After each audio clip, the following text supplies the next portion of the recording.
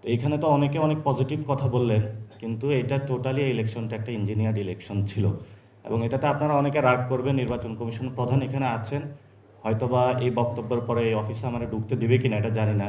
তবে ইনশাল্লাহ আরেকটা গণ অভ্যুত্থান হলে নির্বাচন কমিশন প্রথমেই আমি এটাতে হাত দিব, যাতে নির্বাচন কমিশনটা আপাদমস্তক এটার হলো গোড়া থেকে আগা পর্যন্ত পরিবর্তন করবে। এবং আমার ফার্স্ট টার্গেট হবে এটা, কারণ আমি একজন প্রার্থী হিসাবে এই ইলেকশনে যেটা দেখেছি, আমি নির্বাচন কমিশনে ফোন দিয়েছিলাম, ওনারা মামুনুল হকের আসনে একটা নির্দেশনা দিয়েছিল যে বক্সের বাইরে যদি সিল পড়ে সেটা হলো কাউন্ট হবে না, কিন্তু আমার আসনে নির্দেশনা দিয়েছিল যে বক্সের বাইরে যদি সিল পড়ে সেটা হলো কাউন্ট হবে।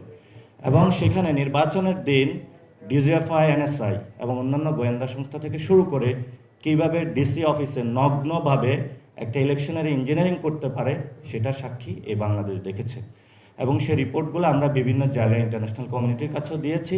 এবং আমি যেহেতু এটা নিজের নগ্ন সাক্ষী ছিলাম, ইনশাল্লাহ এই পরিবর্তনটা হবে।